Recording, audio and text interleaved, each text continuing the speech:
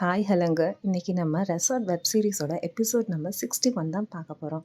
வாங்க பார்த்துடலாம். Opening சீன்லேயே Karthik திவ்யாவோட wedding சீக்வன்ஸை தான் காட்டுறாங்க. ஐஷு ரொம்ப எக்ஸைட்டடாக இருக்கிறாங்க. ஆனால் அப்பா வராததுனால திவ்யா தனியாக நடந்து வர மாதிரி காட்டுறாங்க.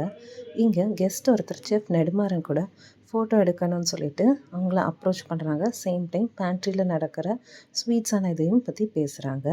இங்கே ரம்யா வெற்றியை பார்க்க வந்திருக்கிறாங்க.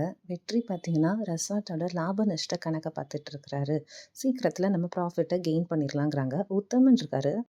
உத்தமன் பார்த்திங்கன்னா ரூம் சர்வீஸ் பாய்ஸ் எல்லாரோடையும் சேர்ந்து ஒரு மீட்டிங்கை கண்டக்ட் பண்ணுறாங்க. என்ன சொல்கிறாங்கன்னா, இங்கே நடக்க போகிறது ஒரு ஹை ப்ரொஃபைல் வெட்டிங்.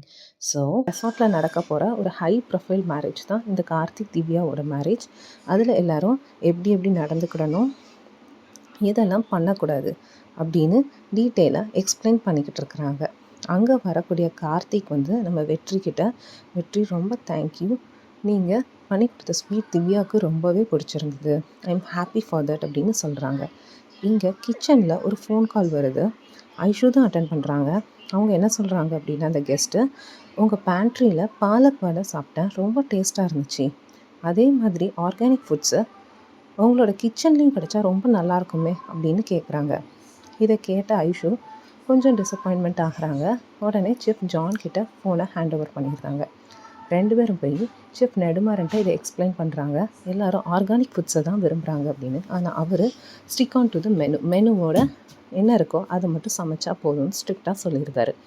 இங்கே திவ்யா ஐஷுக்கு ட்ரெஸ் எடுத்துக்கொண்டு கொடுக்காங்க. ஆனால் திவ்யா வேண்டாம், நான் மேரேஜ்க்கு வரல அப்படின்னு சொல்கிறாங்க. ரகுபதி அவங்களோட பொண்ணு ரியா கிட்ட, ஐ எம் ஹாப்பி ஃபார் யூமா, பேண்ட்ரியை நல்லாவே எடுத்து நடத்துகிறேன் அப்படின்னு சொல்லி பாராட்டிகிட்ருக்காரு. ரியா அதை ரொம்ப ஹாப்பியாக ராஜன்ட்ட எக்ஸ்பிளைன் பண்ணிக்கிட்டு இருக்காங்க.